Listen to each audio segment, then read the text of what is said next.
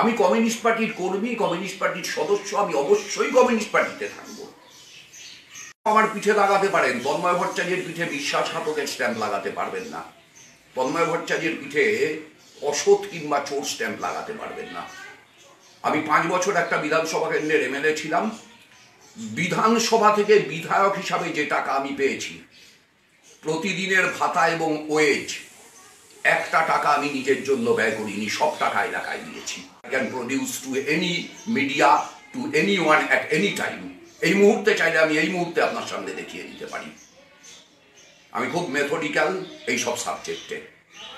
গোটা বিধানসভা কেন্দ্র খুঁজে একটা লোককে খুঁজে বের করুন যার কাছ থেকে 5 টাকা চাঁদা নিয়েছি, বিল দিইনি, পাবেন না।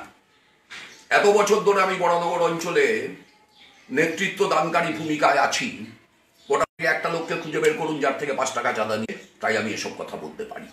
আপনি কি উচ্চতর নেতৃত্বকে জানাবেন চিঠি দিয়ে? চিঠি দিয়ে কেন? আমার তো বলার জায়গা আছে, সেখানে বলেই জানাবো। হঠাৎ একটা চিঠি লিখতে যাবো কেন? আমার তো মূল্যায়নের জায়গা আছে, আমার মূল্যায়নের জায়গায় আমি মূল্যায়ন করবো, বলবো। সেখানে নিশ্চয়ই উচ্চতর নেতৃত্বের প্রতিনিধিরা থাকবেন। এরপরে কি স্ট্র্যাটেজি পার্টি করবেন? মানে যে স্ট্যান্ডে আছি সেই স্ট্যান্ডেই থাকবো। হঠাৎ আপনাদের তো আমার ভবিষ্যৎ স্ট্যান্ড জানতে উৎসাহ হচ্ছে কেন? আপনারা কি ধরে নিচ্ছেন আমি মানে দলে থাকবো না, দল ছেড়ে দেবো? এরকম কিছু ভাবলে ভুল ভাবছেন। আমি যে স্ট্যান্ডে আছি আমি সেই স্ট্যান্ডেই থাকবো। আমি মার্ক্সবাদী কমিউনিস্ট পার্টিকেই এই দেশের সেরা পার্টি বলে মনে করি। মার্ক্সবাদী কমিউনিস্ট পার্টির আদর্শকেই এই দেশের সেরা রাজনৈতিক আদর্শ মনে করি। মার্ক্সবাদী কমিউনিস্ট পার্টির একজন সৈনিক হিসেবেই আমি কাজ করতে চাই এবং আমি সেই কাজই করব।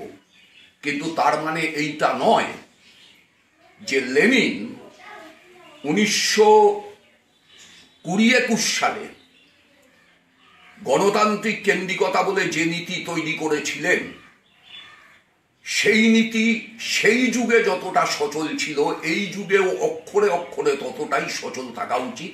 আমি এটার সঙ্গে দ্বিমত।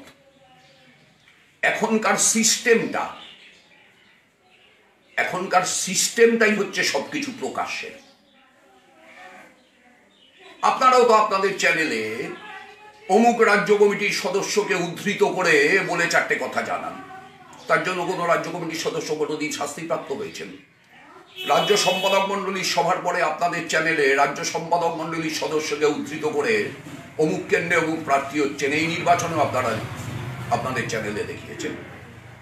কোন রাজ্য সম্পাদক মণ্ডলীর সদস্য তার জন্য শাস্তিপ্রাপ্ত হয়েছে? হয়নি তো। ফলে এখন ব্যাপারটা অনেক ওপেন। মিডিয়ারও ক্ষমতা অনেক বেশি বেড়ে গেছে, তাদের সংবাদ সংগ্রহের সুযোগ অনেক বেশি বেড়ে গেছে। সুতরাং এখন আমি বিশ্বাস করি অত পুতু পুতু করে সবকিছু নিজের মধ্যে রেখে দেওয়ার আর নিজের ব্রাঞ্চে বসে বলার, এলসিতে বসে বলার যুগ শেষ।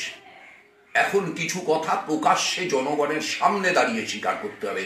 96-এর ভুল, 2004-এর ভুল, 2008-এর ভুল জনগণের সামনে দাঁড়িয়ে স্বীকার করতে হবে। বাঙালি জাতি এটা মানেনি, এটা বিশ্বাস করতে হবে, মানতে হবে মন থেকে। যারা মন থেকে মানতেই পারছেন না অথচ নেতৃত্ব দিচ্ছেন, তার ফল যা হওয়ার তাই হয়েছে। 4.37% ভোট, লোকসভার থেকেও কম।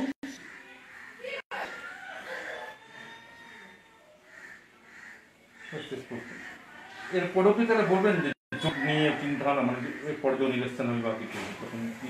অবশ্যই শুনুন, কার সাথে হবে পরের কথা, কিন্তু এই ফ্যাসিবাদ এবং এই স্বৈরতন্ত্র একে পরাস্ত করতে হলে অবশ্যই মানুষকে জোটবদ্ধ করতে হবে, বিভিন্ন রাজনৈতিক ভাবনাকে এক জায়গায় আনতে হবে, অবশ্যই করতে হবে। কিন্তু আপনি বলছেন স্বৈরতন্ত্র, কিন্তু তৃণমূলের যে রেজাল্ট, এরপরে বলুন কি স্বৈরতন্ত্র? দেখুন, ফল দিয়ে কিছু প্রমাণ হয় না। হিটলারও তো ভালো ফল করেই নির্বাচন জিতেছিলেন। ইতিহাস কি হিটলারকে তার জন্য মনে রেখেছে? তৃণমূল ভালো ফল করেছেন, তাদের শুভেচ্ছা, বাড়তি শুভেচ্ছা। তারা অন্তত এই রাজ্যে বিজেপিকে ঠেকিয়েছেন, এই শুভেচ্ছা আমি গতকালও জানিয়েছি, আজকেও জানাচ্ছি। কিন্তু তাতে তো তৃণমূল স্বৈরতন্ত্রী না এটা প্রমাণ হয় না। তাতে তো কাটমানি আমফানের দুর্নীতি সব মিথ্যে এটা প্রমাণ হয় না। কিন্তু তারা বিজেপিকে ঠেকানোর কাজটা সাফল্যের সাথে করেছে, এর জন্য অভিনন্দন তাদের প্রাপ্য। সেই অভিনন্দনটা নিশ্চিতভাবে কুণ্ঠাহীনভাবে তাদেরকে দেব। কিন্তু বিজেপি ঠেকানো সাফল্য বলছেন, বিজেপি এর আগে পেয়েছিল 5টা সিট, এখন পেয়েছে প্রায় মানে 6 কাছাকাছি, মানে প্রায় 85 সিট। তো বিজেপি লোকসভাতেও 2 থেকে 84 হয়েছিল। ইতিহাস ভুলে যান কেন? বিধানসভায় 3 থেকে 85 না 75 কত হয়েছে, লোকসভাতেও তো 2 থেকে 84 হয়েছিল।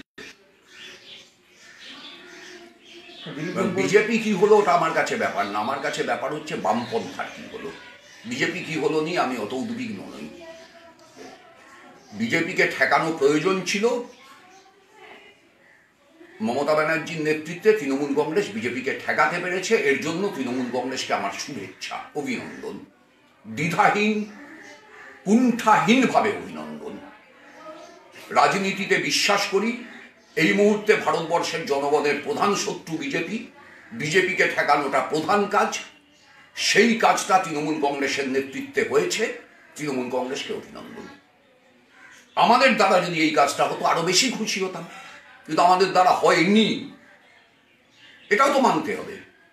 আমাদের দ্বারা হলে খুশি হতাম এটা বলবো, আর আমাদের দ্বারা হয়নি এটা স্বীকার করবো না। আমি এইরকম দ্বিচারিতার রাজনীতি করতে পারবো না।